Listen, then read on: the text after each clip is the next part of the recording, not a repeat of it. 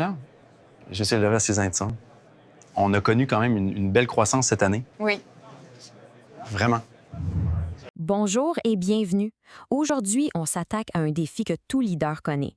Vous savez, avoir une stratégie qui semble parfaite sur papier, mais qui a du mal à se transformer en action concrète, unifiée sur le terrain. On va voir ensemble comment passer du plan au vrai résultat. On a tous déjà vécu ça, ou du moins on l'a vu. Il y a une vision, le plan semble solide, mais quand on regarde ce qui se passe au quotidien, les équipes ne rament pas toutes dans la même direction. Ça travaille fort, oui, mais ça n'avance pas ensemble. C'est un sentiment vraiment frustrant. Alors, on va creuser un peu. D'où vient ce désalignement? La cause réelle est souvent contre-intuitive. Ce n'est probablement pas ce que vous pensez. Allons voir ça de plus près.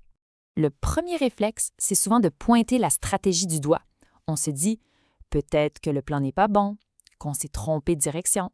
Mais est-ce que le problème est vraiment là? Et la réponse, dans la très grande majorité des cas, c'est non. Le problème, ce n'est presque jamais la stratégie elle-même. Le vrai enjeu, c'est sa traduction. La traduction en action concrète, en ce que ça veut dire pour tout le monde au jour le jour. C'est vraiment ça la différence fondamentale.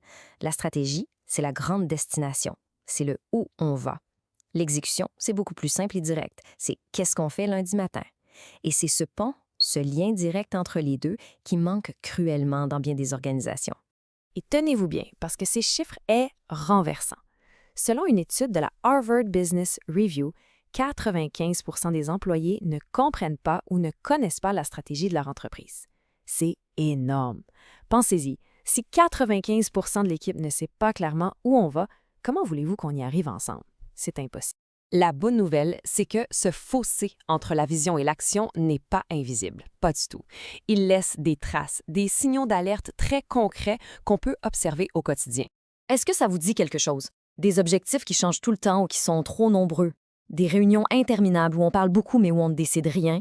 Des indicateurs de performance que j'appelle orphelins, ceux qui sont importants mais dont personne n'est vraiment responsable?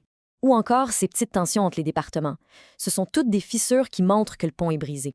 Et pour en rajouter, une statistique de Gallup nous montre que seulement 47 % des employés, donc moins de la moitié, sentent très clairement ce qui est attendu d'eux au travail.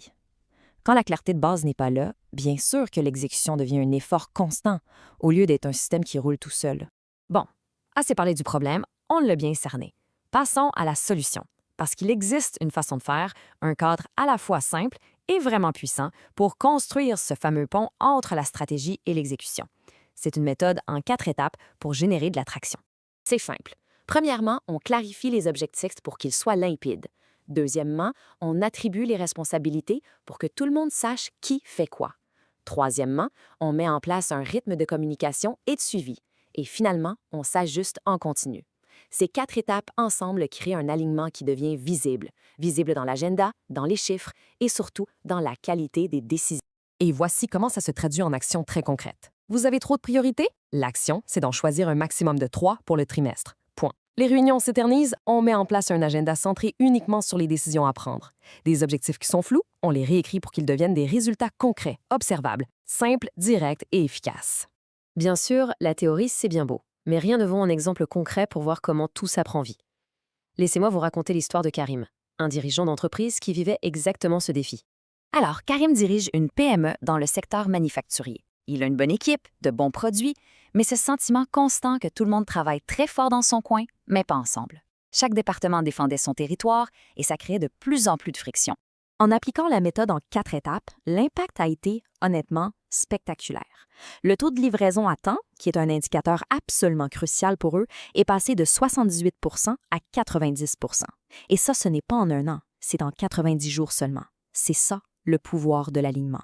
Et ce n'est pas tout. Le temps passé en réunion de direction a chuté de 35 %. Des décisions importantes qui traînaient ont été prises rapidement, mais le plus important, c'est le changement de climat. Moins de justification, moins de défensive et beaucoup plus de clarté et de collaboration. Ça n'a pas de prix. Une méthode, c'est le quoi faire. C'est puissant. Mais le vrai défi, on sait tous, c'est de l'intégrer dans le quotidien, d'en faire une habitude, un réflexe. C'est exactement pour ça que l'écosystème M360 a été créé. C'est la question à 1 million de dollars, n'est-ce pas?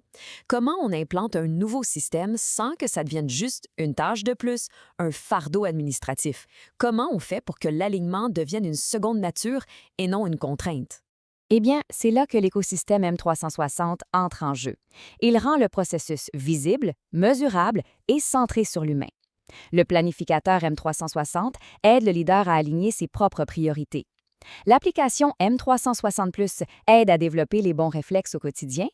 L'app M360 Meet montre concrètement l'impact financier de réunions efficaces ou pas. Et le Compass, lui, intègre tout ça dans un système cohérent. Cette citation de Donald Fleming, le fondateur de M360, résume toute la philosophie.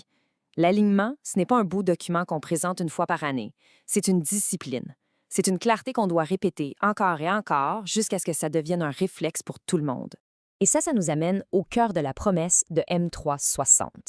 L'objectif n'est pas de donner plus de théorie, plus de concepts.